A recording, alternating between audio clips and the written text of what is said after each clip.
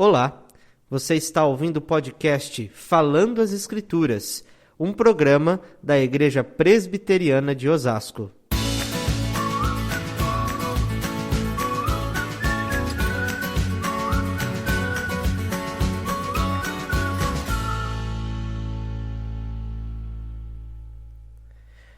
O texto de nossa reflexão de hoje é o texto de Filipenses, capítulo 2, versículos de 1 a 11.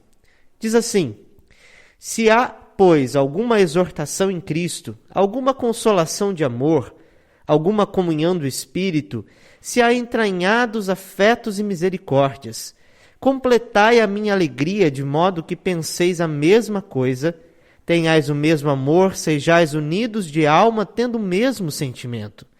Nada façais por partidarismo ou vanglória, mas por humildade, considerando cada um os outros superiores a si mesmo.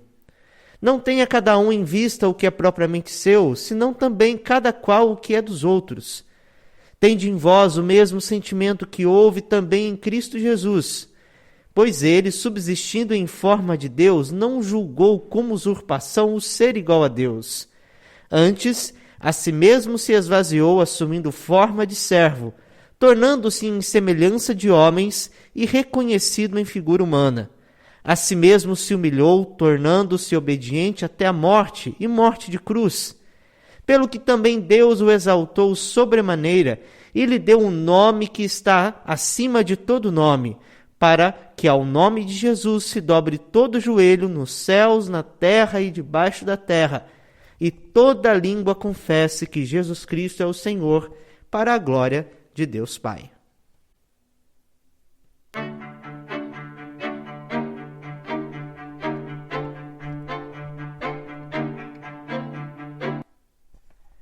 O convidado de hoje para conversar a respeito do texto bíblico é o reverendo Edinaldo Fernandes, pastor da Igreja Presbiteriana de Osasco.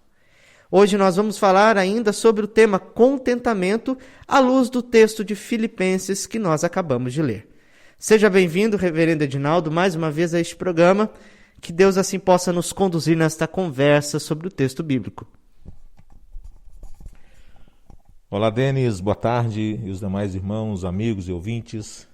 Mais uma vez uma alegria muito grande poder estarmos aqui mais uma vez e desfrutar desse tempo de reflexão, esse tempo de meditação na palavra de Deus, onde desejamos de coração que seja de edificação para a vida de todos os nossos ouvintes.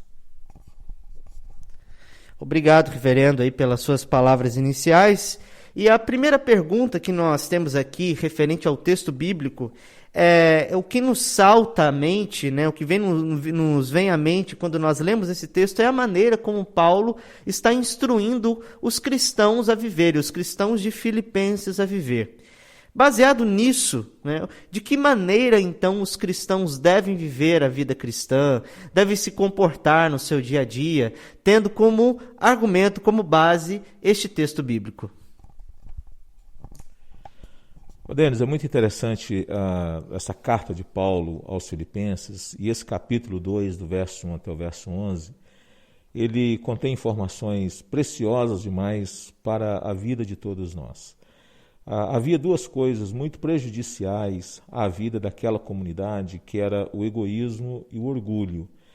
E essas coisas poderiam comprometer grandemente o desenvolvimento, o progresso espiritual daqueles irmãos.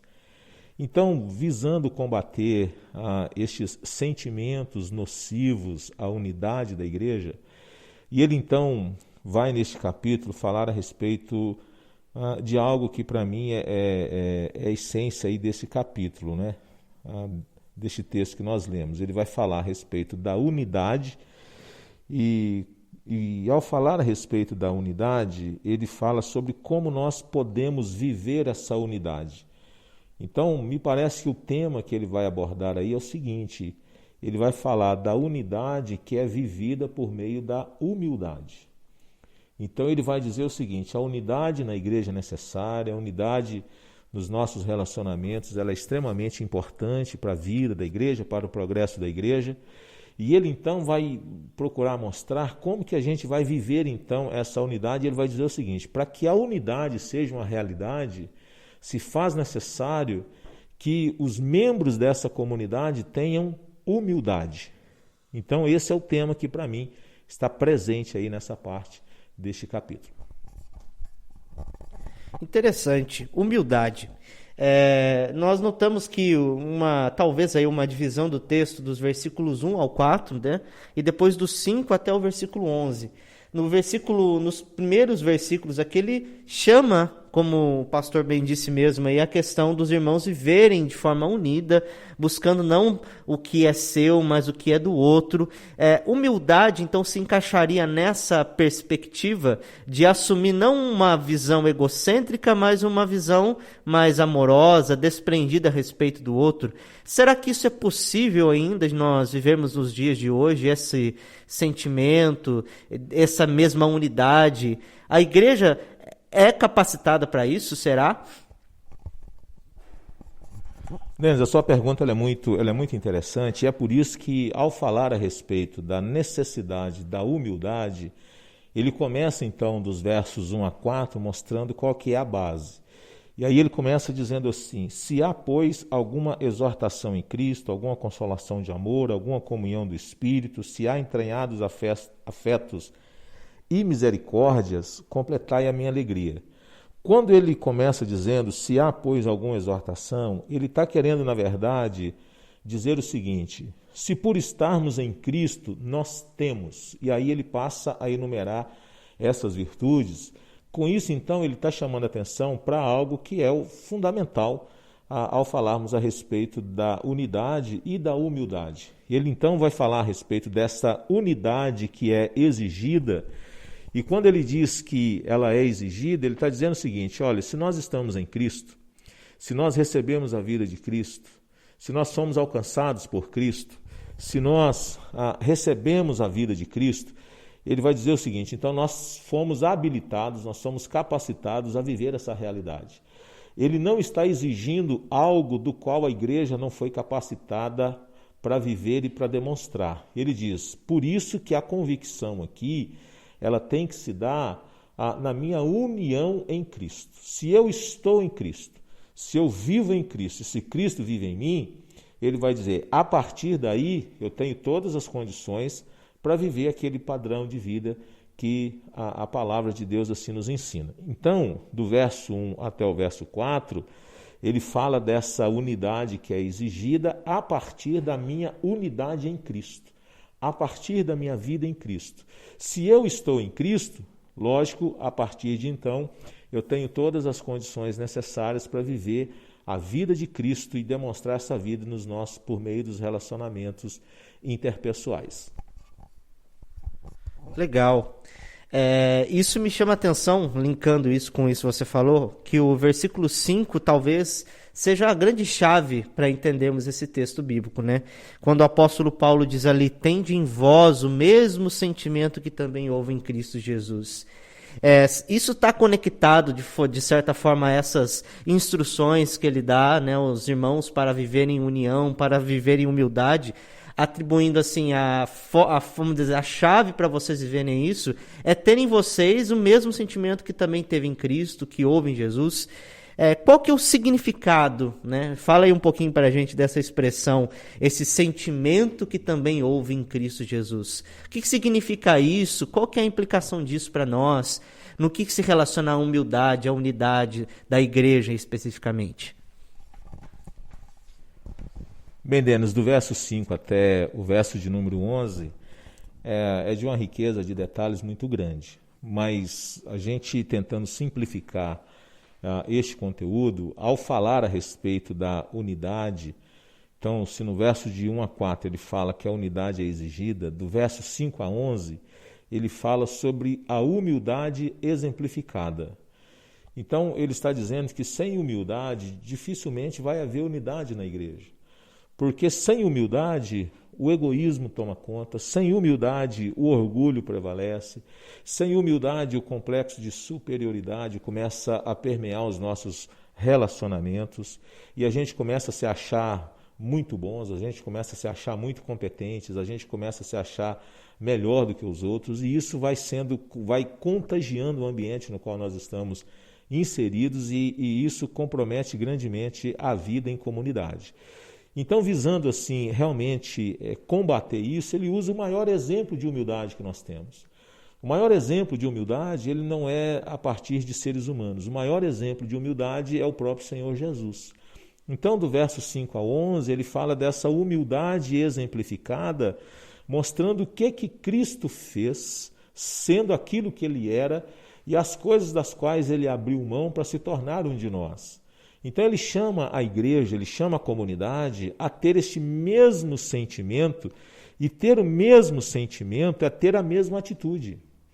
Se nós queremos realmente viver em unidade, nós temos que estar dispostos a renunciar a nós mesmos. Nós temos que estar dispostos a abrir mão e a morrer para nós mesmos, a negar a nós mesmos, a abrir mão daquilo que nos é tremendamente importante, coisas das quais nós nos orgulhamos, pois foi isso que Cristo fez, né? Ele vai dizer que Cristo, ele assumiu a forma de servo, e evidentemente que sem abandonar a forma de Deus, mas ele vai apresentar Cristo no seu estado de glória antes da sua encarnação, e vai explicar e demonstrar o que ele fez para se tornar homem. Ele se humilhou, e ele vai dizer que ele foi obediente até a morte, e morte de cruz. Então, o apóstolo Paulo, ele procura exemplificar a humildade, ele exemplifica essa humildade a partir da encarnação do Senhor Jesus, e querendo então encorajar aquela igreja a dizer o seguinte: olha, tenhamos o mesmo sentimento que Cristo teve. Se ele, sendo quem era, fez o que ele fez, por que com nós vai ser diferente? Se o Filho de Deus, o Criador de todas as coisas, ele abriu mão de determinadas coisas para se encarnar, se tornou como um de nós, veio para servir, não veio para ser servido, conforme ele mesmo disse, por que nós, seres humanos, pecadores, vamos ter um comportamento diferente? Por que nós vamos ter uma atitude diferente? Por que nós vamos ser tomados por sentimento de vanglória, conforme o texto diz, de nos acharmos melhores, de ficarmos emplumados e acharmos que somos seres assim altamente capacitados e começarmos a achar que há outros que são inferiores a nós? E é por isso que ele diz: olhemos para Cristo e tenhamos a mesma coragem, a mesma disposição e a mesma atitude que Cristo teve. Muito bom, muito bom. Acho que é um desafio enorme para nós, né? Vivermos como Cristo, tomarmos como exemplo o próprio Senhor Jesus, né? Que é o exemplo maior da nossa vida. A gente muitas vezes tende a querer imitar os homens, né? Os exemplos humanos, né? As figuras humanas, as figuras ricas que estão aí no nosso meio. Contudo, para nós, o nosso maior desafio como crentes é imitar o próprio Jesus, né? Imitar o próprio Deus nesse sentido, porque Cristo é Deus. E falando nisso, né?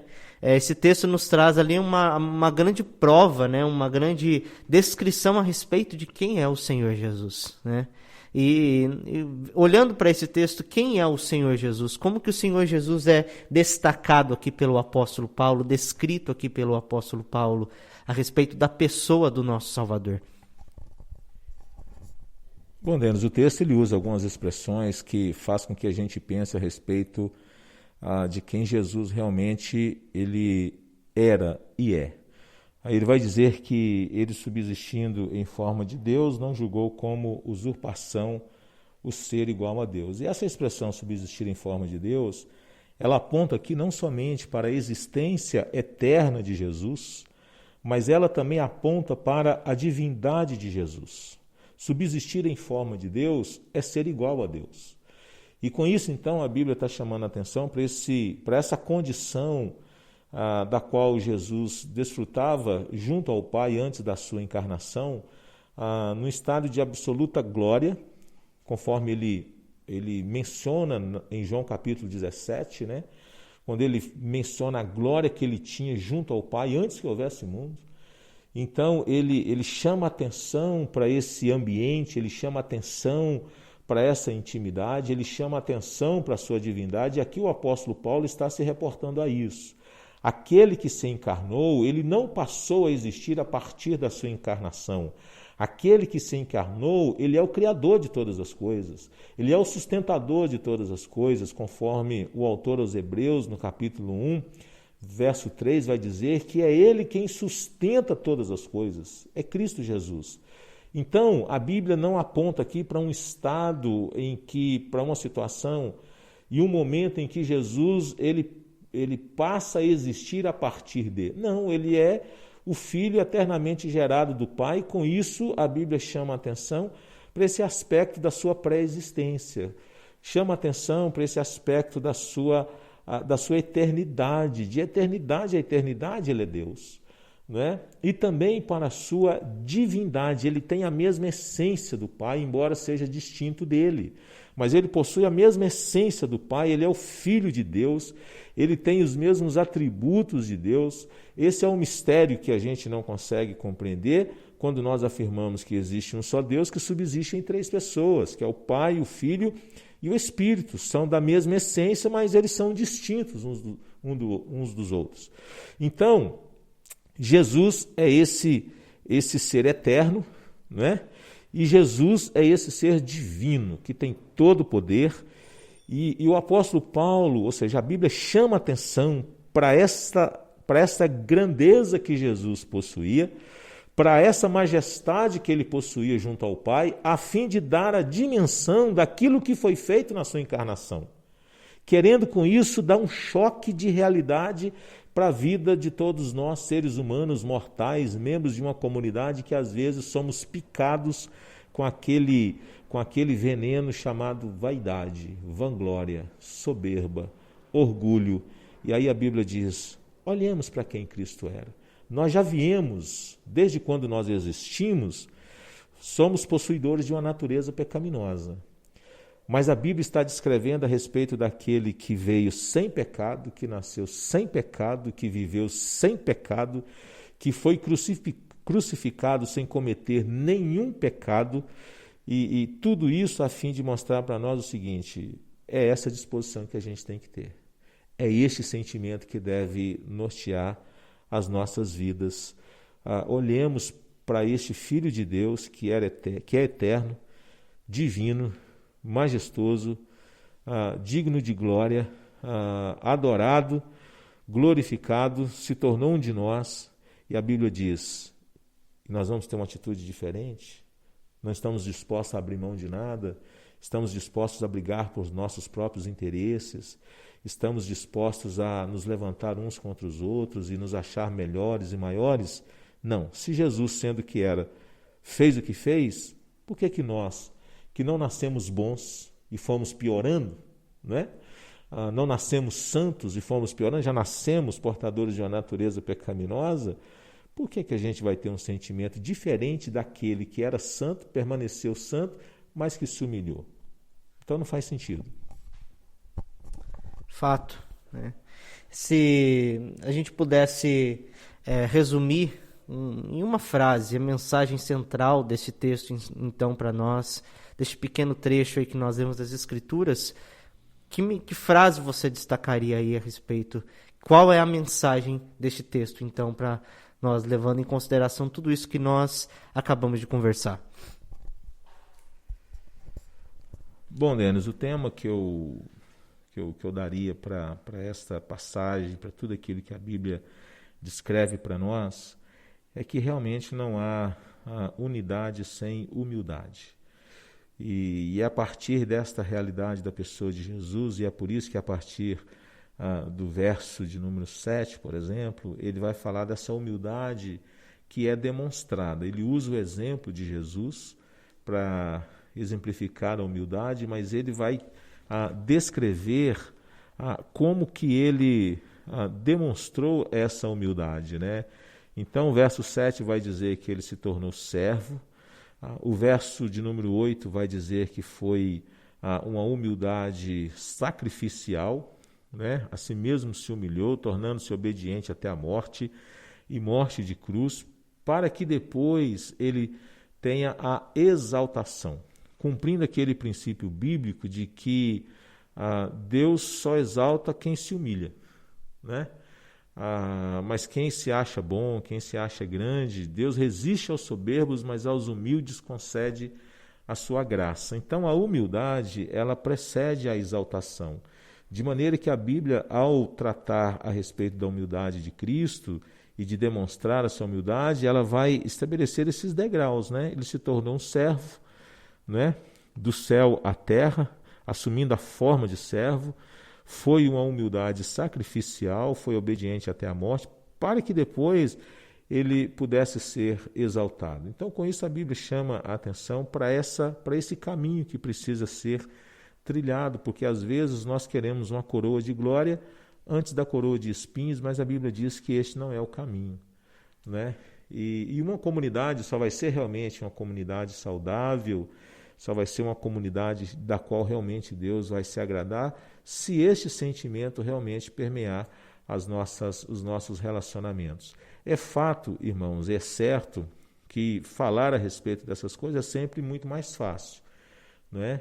Mas é esse o padrão, é este o caminho. E se eu e você sabemos que às vezes nós não estamos nos comportando desta maneira, qual a solução? A solução é realmente o caminho do coração, da oração, da intercessão uns pelos outros, para que Deus possa realmente nos dar este sentimento, né? Porque uma igreja tomada por este sentimento será uma igreja quebrantada, será uma igreja amorosa, será uma igreja acolhedora, será uma igreja que vai socorrer, será uma igreja que vai estender a mão, será uma igreja que vai chorar com os que choram, será uma igreja que vai se alegrar com os que se alegram, será uma igreja onde não vai haver competitividade, mas vai haver cooperação, será uma igreja onde as pessoas vão se amar verdadeiramente, será uma igreja onde as pessoas vão se respeitar, será uma igreja onde tudo vai ser comum e ninguém vai considerar propriamente seu nada daquilo que possui, senão cada qual aquilo que é dos outros. Uma igreja tomada por esse sentimento será uma igreja que realmente vai glorificar o Senhor Jesus da maneira como ele deve ser glorificado. Uma igreja tomada por esse sentimento vai ser realmente uma igreja quebrantada, que vai experimentar arrependimento. Será uma igreja que vai adorar o Cordeiro de Deus com toda alegria, com demonstrações profundas de gratidão no coração. Eu acho que tudo isso pode acontecer a partir do entendimento dessa verdade que a palavra de Deus nos ensina. Então, se resumirmos em uma frase, a humildade é o caminho para a verdadeira alegria e contentamento cristão, para a verdadeira unidade cristã. Eu acho interessante aquilo que o apóstolo Paulo nos trata, né? No versículo 2, completai a minha alegria, né? De que forma a gente aqueles irmãos poderiam completar a alegria dele? Não que a alegria dele fosse de alguma forma incompleta em Cristo, mas que aqueles irmãos, né, pudessem também experimentar a mesma alegria que o apóstolo Paulo experimentava através de ter esse mesmo sentimento, através de ter essa mesma postura de humildade que ele também tinha, que ele também manifestava. Sendo assim, então, pastor, a gente pode relacionar esse contentamento, essa verdadeira alegria com a mensagem desse texto que é humildade, né? A humilhação de fato, sermos humildes em Cristo? Essa sua colocação ela é bem interessante, né? A gente linkar a humildade com o contentamento, porque para muitas pessoas o caminho da fé, o caminho do cristianismo, do relacionamento do homem com Deus, ele se dá por meio de aquisições, e a gente começa a imaginar que uma pessoa que se torna cristã, ela passa a ser tomada por uma ambição muito grande. Por isso que algumas teologias elas acabam encontrando muito lugar no coração das pessoas, porque elas passam a ser ensinadas por viverem uma vida de descontentamento absurdo, não é? E algumas pessoas, por não entender a essência da fé, começam a achar que, pelo fato deles serem crentes, de servirem o Rei dos Reis, o Senhor dos Senhores, eles têm que viver inconformados com a sua realidade, eles têm que viver descontentes com a sua realidade, eles têm que buscar coisas agora muito maiores, porque afinal de contas eles servem aquele que é dono de todo o ouro e de toda a prata. E é interessante que a Bíblia então vai nos mostrar um caminho diferente. E quando eu digo um caminho diferente, eu não estou querendo dizer que o crente tem que viver acomodado. A Bíblia diz que ser acomodado é uma coisa, ser conformado é outra bem diferente, né? Então, às vezes, as pessoas acabam sendo ensinadas a buscarem grandes coisas para si, são tomadas por um desejo de ambição, de descontentamento, nunca está bom, não são agradecidas. Pelo contrário, né? São murmuradores. E a Bíblia diz que, tendo sustento com que nos vestir, deveríamos já estar satisfeitos, né? Tendo sustento com que nos vestir, estejamos contentes. Por isso que a relação da humildade com o contentamento ela é fundamental. Porque a pessoa humilde, ele está satisfeito com a sua condição, ele não vai viver em busca de coisas grandiosas demais para si, ele vai ser alguém de uma sensibilidade espiritual muito grande, ele vai ser grato a Deus por todas as coisas que Deus lhe conceder. Então não importa se são poucas ou se são muitas, isso não é a razão da sua existência, né? Não é o foco da sua vida. O foco da sua vida é a glória de Deus, o foco da sua vida é fazer tudo que realmente possa glorificar a Deus. Então, uma pessoa que realmente seja humilde, eu creio que vai ser uma pessoa que vai ter contentamento na vida, porque ela vai reconhecer os atos de bondade de Deus em todas as áreas da sua vida, nas pequenas coisas. Então, não importa se o carro é velho, se o carro é novo, se a casa é maravilhosa ou se a casa é simples, porque a condição e a vida espiritual dessa pessoa, ela não está condicionada a essas externalidades, mas ela está naquilo que habita o coração dessa pessoa, não é? E é por isso que é muito comum a gente ver pessoas tendo todas essas coisas tão boas, tão preciosas, casa, carros e etc., mas o coração está absolutamente infeliz. Então, a relação da humildade com o contentamento, ela é total. Podemos dizer que uma pessoa humilde é alguém que vai estar contente em toda e qualquer situação. Muito bom. E esta é uma mensagem, né, para todos nós que estamos aqui ouvindo, pensando sobre esse texto. Se você procura aí a felicidade na sua vida, a felicidade, então, ela está baseada neste versículo 5, ter o mesmo sentimento que também teve em Cristo Jesus. Esse é o caminho da felicidade. É ser como Jesus, é ter a Jesus como Senhor, como Salvador, e ter esse sentimento que habitava nele, né, também habitar em você. Aí você vai encontrar a verdadeira alegria, assim como encontrou o apóstolo Paulo e tantos irmãos têm encontrado em ver a suficiência da sua vida em Cristo Jesus. Nós agradecemos aqui a participação do reverendo Edinaldo nesta conversa que estamos tendo sobre o texto de a carta de Filipenses, e espero que esteja sendo edificante a vocês. Pedimos que vocês compartilhem esse nosso podcast, essa nossa ideia aí da Igreja Presbiteriana de Osasco. Nós agradecemos também a sua audiência por ouvir, né, esse momento, louvando a Deus por tudo que Ele tem feito em nossa vida. Então, ficamos por aqui e, se Deus quiser, nos encontramos na próxima sexta-feira, se Deus permitir. Que Deus o abençoe.